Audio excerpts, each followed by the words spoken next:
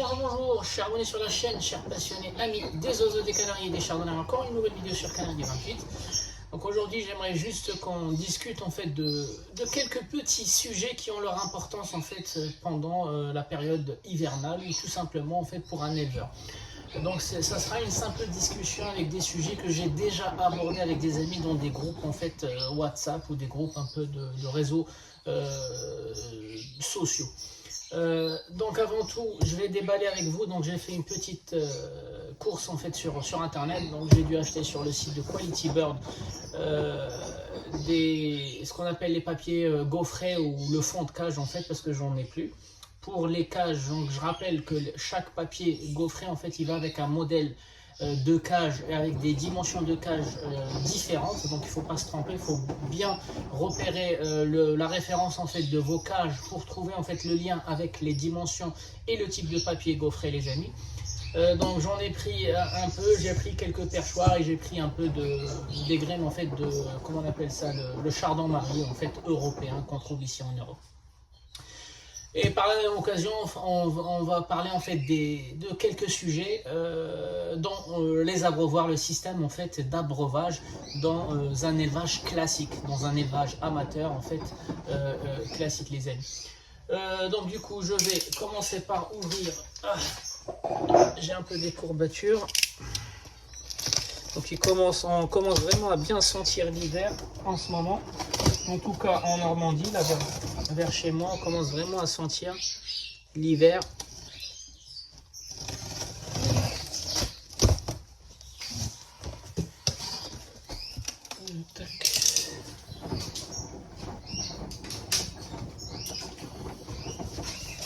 Donc l'envoi a été très rapide, donc merci à Quality Bird parce que j'ai dû effectuer en fait les achats jeudi et c'est arrivé en fait le vendredi.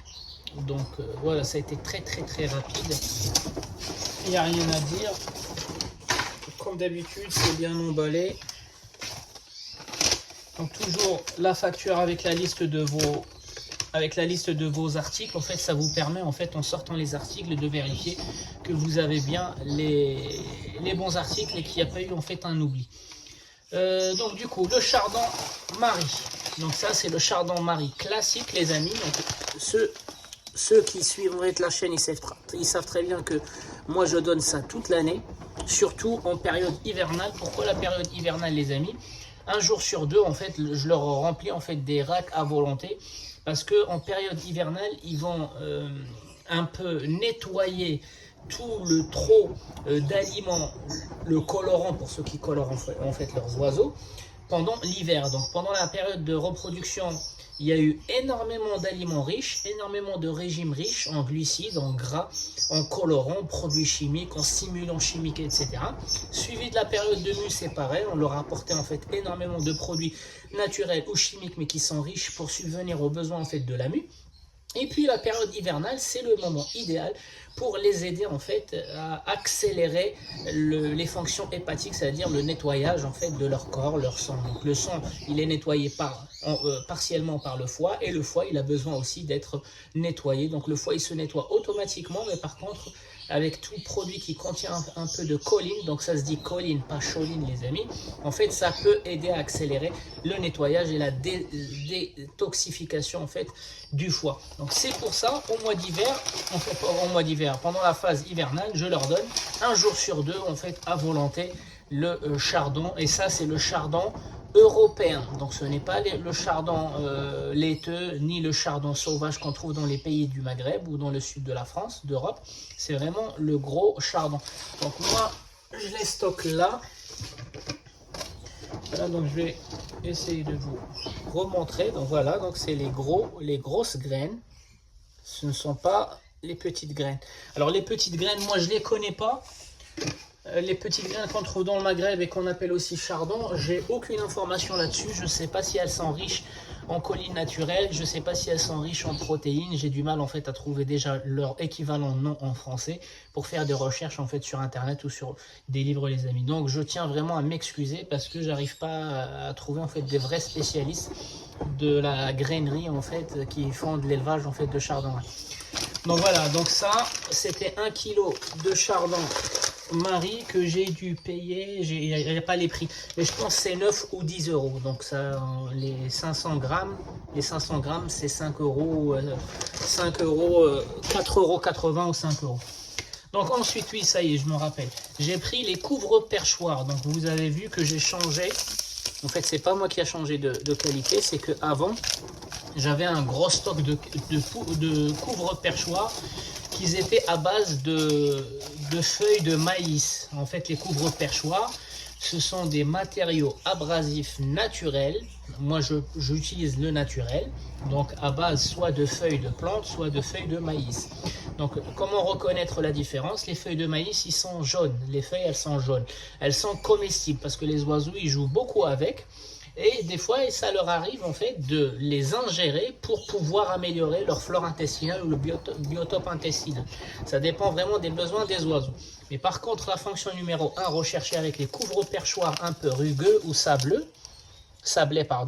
en fait, c'est aider les oiseaux à bien entretenir en fait leur bec, une surcroissance de bec grâce au calcium et la vitamine D3 qui est donnée toute l'année. En fait, ça peut faire surcroître en fait le bec ou les ongles. Donc les gens qui se plaignent en fait des ongles qui poussent trop vite dans leur élevage, réduisez un peu le calcium, réduisez un peu les vitamines dans la D3 parce que les deux en fait ils vont aller se fixer sur le squelette de l'oiseau et le squelette de l'oiseau finit toujours par une matrice et un bec ou une matrice et des ongles les amis. Donc ça se dépose là aussi, un excès de calcium et de vitamines va se traduire par en fait des surcroissances sur les parties cornées. Donc ça va les aider en fait à les entretenir sans que vous les stressiez quand vous les attrapez pour leur couper en fait les parties cornées les amis. En plus certains ils savent pas comment couper le bec, ils savent pas comment couper en fait les ongles et ce qu'ils vont faire c'est qu'ils vont fissurer le bec si on coupe pas avec la bonne inclinaison en fait et le bon outil aussi. Donc soit avec un coupe-ongle, soit avec un coupe-ongle mais quelque chose qui est tranchant et qui va pas cisailler en fait la partie cornée les amis. Donc comme je vous ai expliqué, il y a deux types de couvre-perchoirs sablés. Il y a ceux qui sont faits à base de feuilles de maïs, mais ils sont de plus en plus rares et de plus en plus chers. Je pense que c'est dû en fait à la demande. En fait aujourd'hui, grâce aux réseaux sociaux, il y a beaucoup de monde en fait qui développe en fait justement cette conscience du bien-être animal. Et puis voilà, il y a certains produits qui étaient en fait pas chers avant, aujourd'hui ils sont trop demandés, mais c'est un bon signe en fait. Ça veut dire que les gens ils ont conscience du bien-être animal et ils veulent absolument aider leurs oiseaux en fait à bien se développer dans un milieu captif.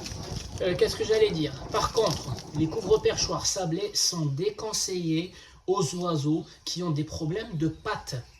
Les problèmes de pattes, type dessèchement de la peau, type une gale, type des acariens, type une blessure, type une pododermatite, une goutte, ce que vous voulez les amis. Donc du moment où la patte de votre oiseau elle est touchée par une maladie, elle peut être chronique ou un peu qui s'étend en fait dans les semaines, il ne faut pas utiliser ça. Pourquoi? Il faut d'abord soigner, que la plaie se referme pour pouvoir utiliser ça, parce que ça va rendre en fait le traitement un peu plus compliqué, parce que ça va salir. Si vous appliquez une pommade par exemple type Tabernil pommade, ça va se coller et puis les petits cailloux, les petits sables en fait vont rentrer dans la plaie et ils vont l'infecter. Et c'est tout à fait en fait l'effet contraire qu'on recherche. Donc d'abord, les oiseaux qui ont une bonne santé, qui n'ont rien dans les pattes, vous pouvez leur mettre ça.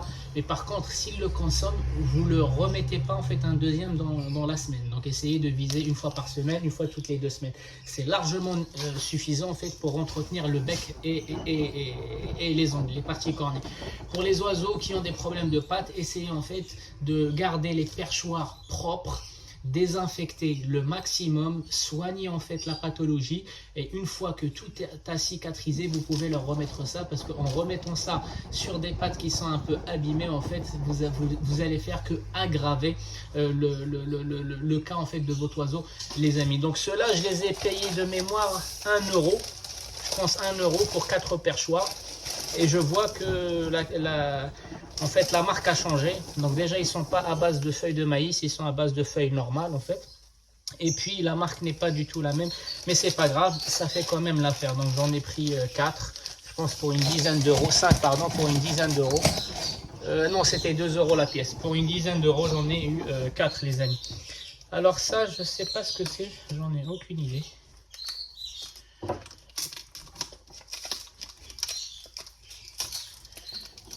Je me rappelle plus.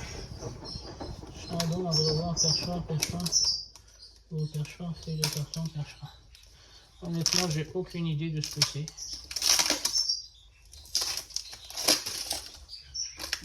Ah oui, ok, donc ça y est, ça me revient. Je vais vous l'expliquer à la fin. Donc ensuite, j'ai pris deux perchoirs classiques. Voilà, donc j'ai pris deux perchoirs classiques, plus des petits perchoirs de 5 cm. Ça vous rappelle quelque chose, ces perchoirs de 5 cm? Alors ces perchoirs de 5 cm, moi je les ai déjà introduits et j'ai expliqué en fait leur utilisation. Il n'y a aucun intérêt à mettre des perchoirs de 5 cm dans une cage. C'est moins confortable pour un oiseau. Voilà, 5 cm sur des majors, bah, ça fait leur largeur presque des fois. Hein. Mais par contre, ça a un intérêt stratégique pendant la phase hivernale. La phase hivernale où vous mélangez en fait les oiseaux dans des volières, comme moi j'ai 5 volières et chaque volière en fait elle contient entre 4 et 6 oiseaux. Bah, en fait, pour éviter le risque de dominance, en fait, qu'un oiseau puisse dominer ou puisse venir piquer ou déranger un autre oiseau, chacun, en fait, il est sur son perchoir. Et donc, du coup, chacun est tranquille et ils ne sont pas sur des perchoirs alignés à 2 ou 3 oiseaux parce que c'est là où il peut y avoir, en fait, des bagarres, où il peut y avoir, en fait, des piquages entre eux. Donc, beaucoup d'oiseaux vont tomber malades pendant la période de mue. Dans les cages individuelles, il s'agit, en fait, de l'alimentation. Un manque d'hygiène, et dans les volières ça pourrait s'agir de la même chose, mais en plus de ça on se rajoute un facteur de dominance, les amis. C'est que dans une volière il y a toujours des oiseaux qui vont dominer d'autres, et ceux qui sont dominés par les autres, ben, en fait ils prennent cher parce qu'ils sont stressés en permanence. Donc ce genre de perchoir aide à supprimer le facteur du stress qui viendrait en fait d'un autre oiseau qui va s'en prendre à un autre oiseau. Donc c'est pour ça je les ai rachetés, parce que j'en ai perdu ou j'en ai donné, je sais plus, en fait j'avais un stock de 30, et en faisant l'inventaire là pour mes cages et pour mes oiseaux, en fait j'en ai pas trouvé les 30, donc du coup j'en ai racheté 1, 2, 3, 4, 5, 6 perchoirs. Donc j'en avais perdu 6, forcément ils sont partis dans le nettoyage, je pense, à la poubelle, et donc du coup j'en ai racheté 6, et puis j'ai racheté ces perchoirs un peu carrés. Ça c'est pour les tester plus tard, ça je les ai achetés à 50 centimes. Donc les petits perchoirs de 5 cm, j'ai dû les payer à moins de 1 euro, et les autres c'était à 50 centimes je pense. D'accord.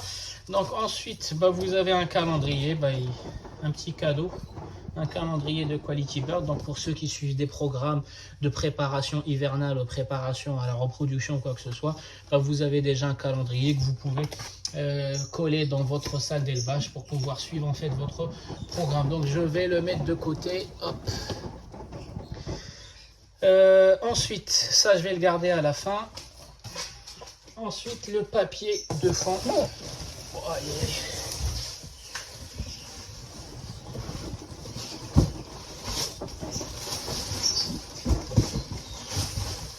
Voilà, le papier de fond ou le papier gaufré. Donc, il dépend en fait de la marque de vos cages et les dimensions de vos cages.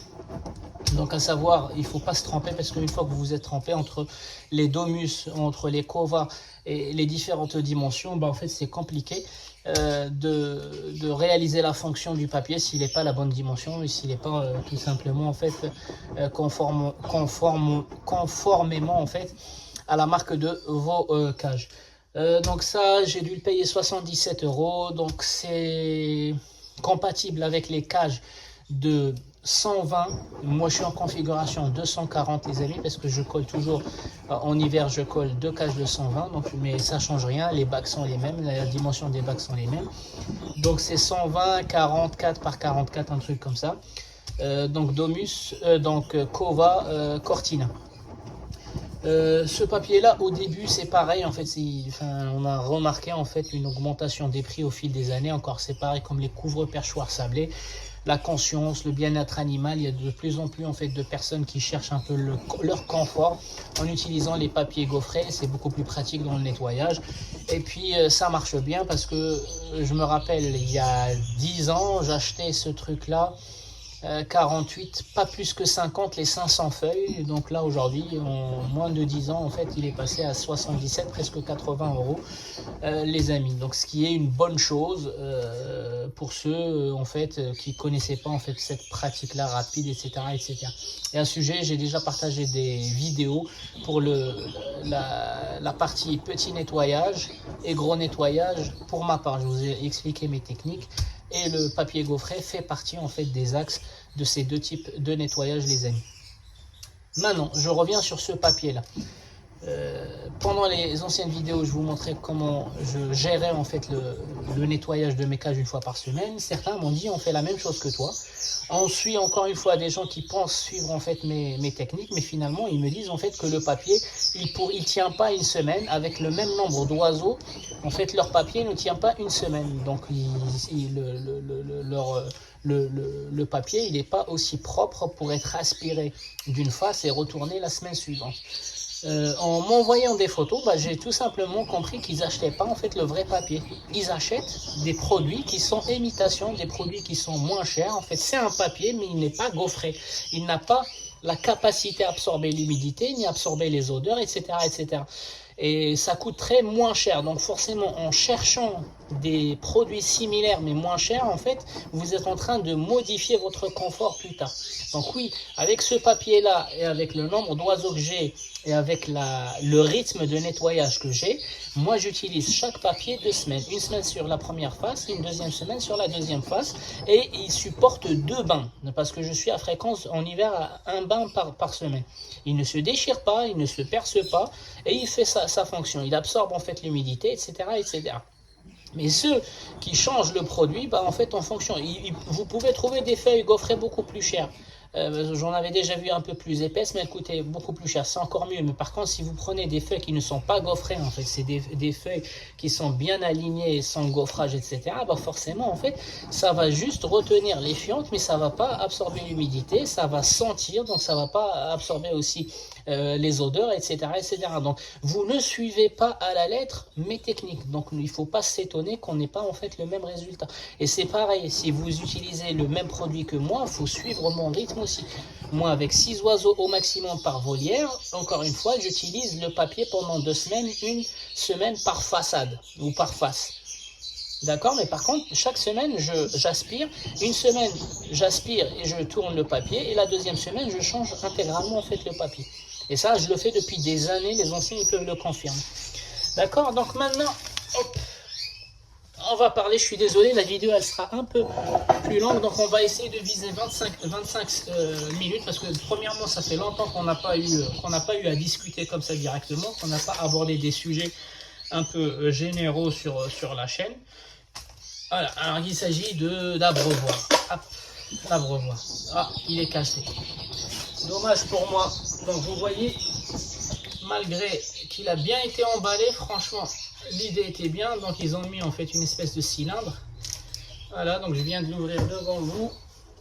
Il est cassé. Là vous voyez très bien qu'il est cassé. Je ne sais pas si vous arrivez à voir. Voilà, donc vous voyez très bien que là il est cassé. Bon, je vais essayer de voir si ça rentre en lieu et place. Si ça rentre en lieu et place, mais je pense pas. Des autres que j'ai, en fait, je ne ferai pas de réclamation. Parce que en fait, je pourrais remplacer ça par le stock que j'ai. Et si ça rentre pas, je serai obligé en fait de leur demander en fait de m'envoyer un. Et donc du coup, ça c'est des abreuvoirs autres que le type que j'utilise. Donc je vais aller vous chercher une abreuvoir. Donc j'ai récupéré l'abreuvoir qui était installé depuis hier chez les oiseaux et j'ai récupéré en fait un truc pour voir si c'est le même ou pas. Donc j'ai l'impression que c'est le même. Donc j'ai l'impression, voilà, donc par chance, je sais pas si ça rentre. Donc je pense que ça rentre. Je vais essayer de l'utiliser. Donc là j'ai pu me débrouiller directement avec le matériel. Oula, je pourrais plus le sortir. Donc du coup, pourquoi j'ai acheté ce nouveau type d'abreuvoir? Alors je vais vous l'expliquer. D'habitude j'utilise ça, un bec de canard classique avec une ouverture. Donc vous voyez très bien qu'il y a une ouverture. Et cette ouverture là, je ne sais pas si vous allez arriver à voir. Regardez les saletés qu'il y a dans l'eau. Donc l'eau, elle date d'hier soir. Donc l'eau, je la change tous les jours. Et vous avez malgré ça vu des impuretés, des fois des fientes dedans, parce que les oiseaux, en fait, ils sont pas conscients, ils vont faire des fientes, etc. Donc j'ai voulu tester, en fait, ce nouveau type d'abreuvoir qui, au lieu d'un bec avec de l'eau qui est exposée à l'air, en fait, ils ont cette petite pipe. Et dans la pipe, il y a un bouton. Je vais essayer d'ouvrir ça.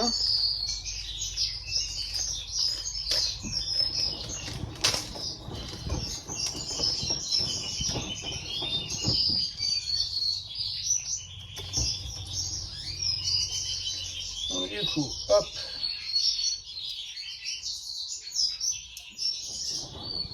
Hop, hop, hop. Donc du coup, je prends le tube, je mets la première bille, je mets la deuxième bille. Là, je viens l'insérer ici. Hop. Et j'ai un petit joint que je dois mettre ici. Là. Hop. Je dois le mettre dans une rainure. De toute façon, vous ne pouvez pas le voir d'ici, mais il y a bien une rainure ici pour essayer de mettre le joint.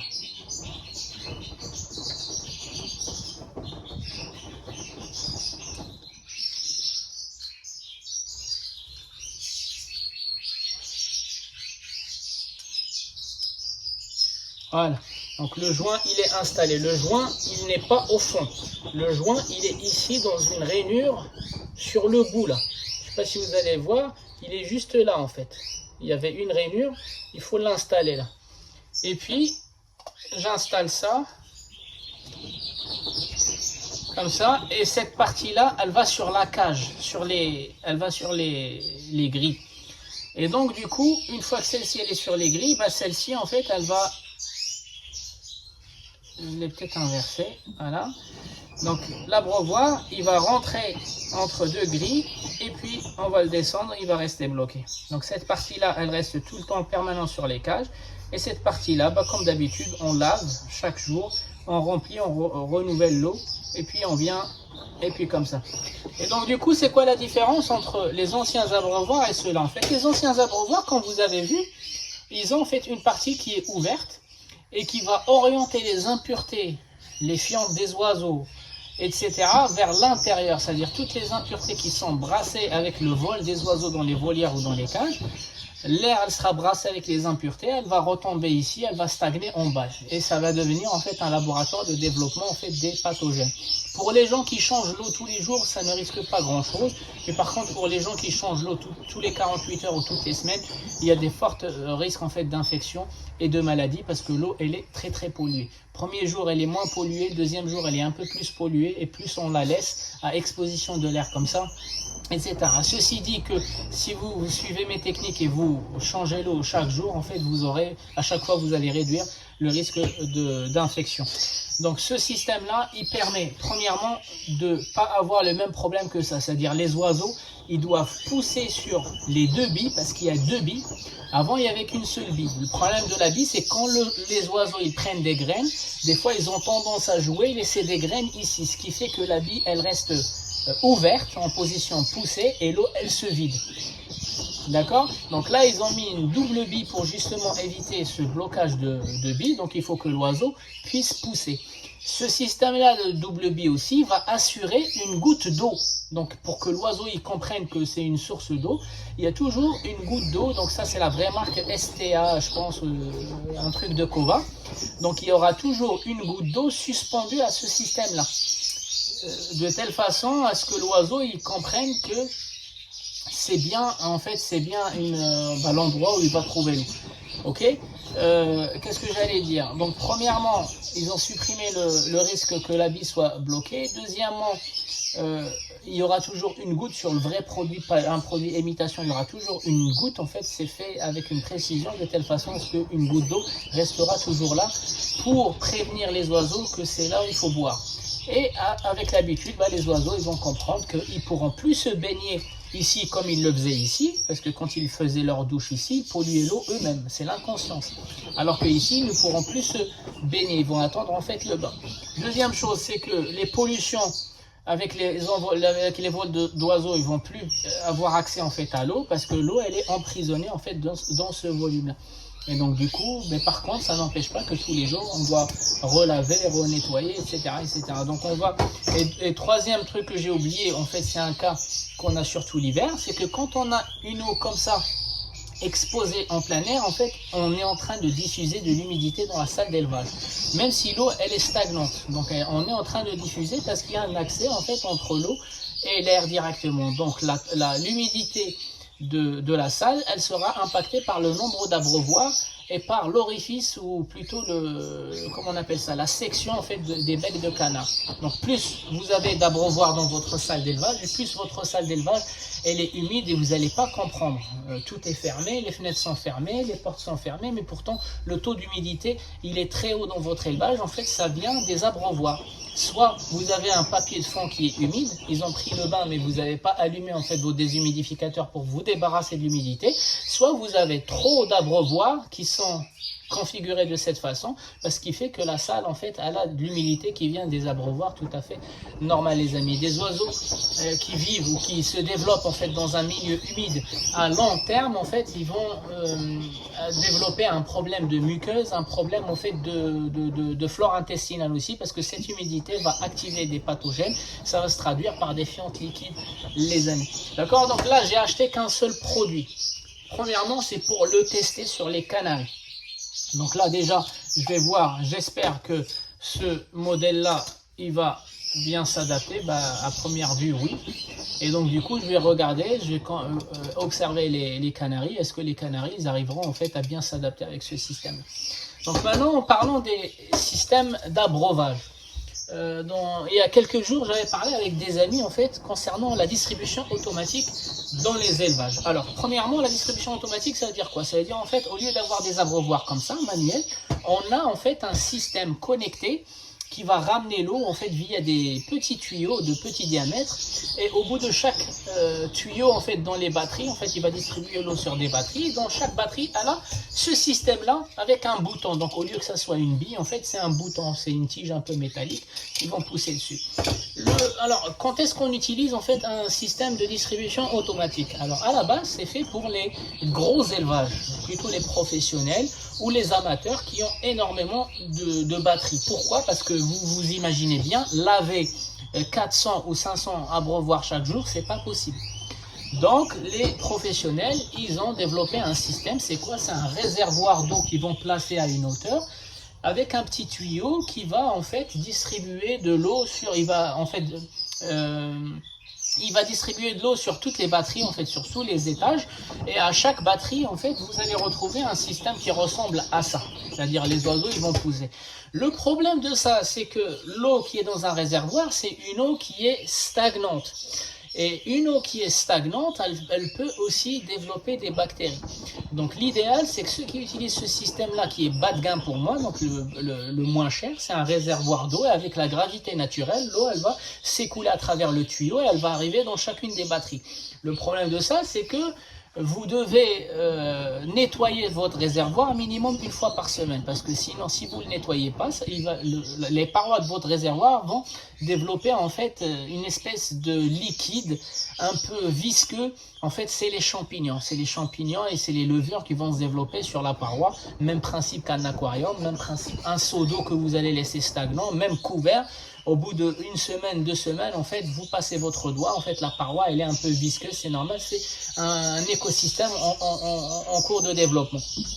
Donc, ce truc-là, il est peut-être pratique, mais par contre, il ne l'est pas à cause de la qualité de ce système-là. Pourquoi? Parce qu'ils peuvent se déplacer. Le problème, c'est que si vous avez une bactérie ou un pathogène dans votre réservoir, vous imaginez que vous allez rendre malade tous vos oiseaux, parce que la source, elle est la même. L'idéal, c'est de faire, par exemple, un réservoir par colonne. Ça veut dire, si vous avez une infection dans un réservoir, vous n'allez pas rendre malade tout l'élevage, mais uniquement une partie des oiseaux. Donc, plus vous dupliquez, en fait, les réservoirs, et plus vous allez éviter, en fait, des risques. Vous allez me dire, oui, mais dans ce cas-là, ça n'a pas d'intérêt en fait à faire le réservoir, autant laver ça directement. Et oui, mais les éleveurs professionnels, avec 500 abreuvoirs, ils peuvent pas, ils vont commencer le matin à changer l'eau, et ils vont finir, en fait, il est 16h, 17h, la journée est déjà passée. Donc eux, ils vont opter pour un vrai système professionnel de distribution qui n'a rien à voir avec ce système-là un peu bidouillé que je viens de vous citer. C'est quoi un vrai système de distribution d'eau? C'est un système qui est connecté aux canalisations et en fait l'eau, elle est refoulée via aussi de l'évacuation. Ça veut dire c'est un système, c'est un tuyau qui est connecté avec un robinet spécial. Et l'eau, en fait, elle peut, quand elle va couler, donc le système que je vous ai parlé tout à l'heure, l'eau, elle peut couler dans les cages. Si l'oiseau, il reste appuyé sur le bouton, bah, en fait, il y a de l'humidité qui sort dans la salle. Et elle va où cette humidité? Bah, elle va en fait dans les cages, elle va dans le fond de cage, etc., etc. Le système professionnel, l'arrivée d'eau, elle se fait via un robinet. Donc, c'est pas une eau stagnante, mais c'est une eau qui coule en permanence. Le soir, elle est éteinte, elle s'allume le matin. Le matin, quand elle s'allume, elle doit s'allumer pendant 1 minute pour jeter, pour nettoyer le circuit.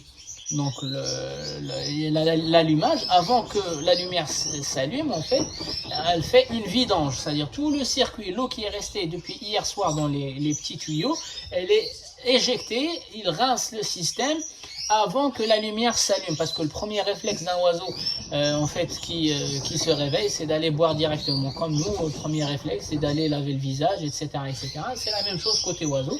Donc, quelques minutes avant que la lumière s'allume, en fait, il y a une vidange de ce système-là qui se fait automatiquement via en fait l'arrivée d'eau. Et le refoulement d'eau, c'est quoi? En fait, c'est une canalisation en PVC ou comment on appelle ça, en truc en forme en U, mais fait avec du carrelage, ça dépend. Moi, j'ai visité des élevages en Espagne, ils avaient le truc en carrelage, mais je sais que ça se vend avec des PVC. Ça veut dire toute l'eau qui va couler à travers en fait ce système-là, elle ne va pas rester dans la salle, mais elle va suivre en fait des gouttières qui vont aller jusqu'à l'évacuation. Comme ça permet à l'humidité de ne pas rester dans la salle et s'évacuer correctement. Donc l'arrivée d'eau avec une vidange chaque matin et puis l'évacuation de l'eau en fait dans un circuit spécial pour pas que l'humidité reste là. Donc vous voyez, là, vous comparez en fait le haut de gamme avec le bas de gamme. Le haut de gamme est destiné pour les gros élevages professionnels ou amateurs, mais par contre c'est vraiment quelque chose qui est étudié pour réduire tous les risques. Le système bidouillé avec en fait un réservoir peut vous rendre mal à tout l'élevage si vous y prenez en fait mal, les amis. Une eau stagnante, c'est un laboratoire de pathogènes. Donc même si vous utilisez un réservoir, en fait, il faudra le laver avec l'eau de javel, le démonter, le laver chaque semaine pour réduire en fait le risque des infections. Les amis, c'était Canaille de 28. Je vous souhaite un bon visionnage et je vous dis à la prochaine vidéo.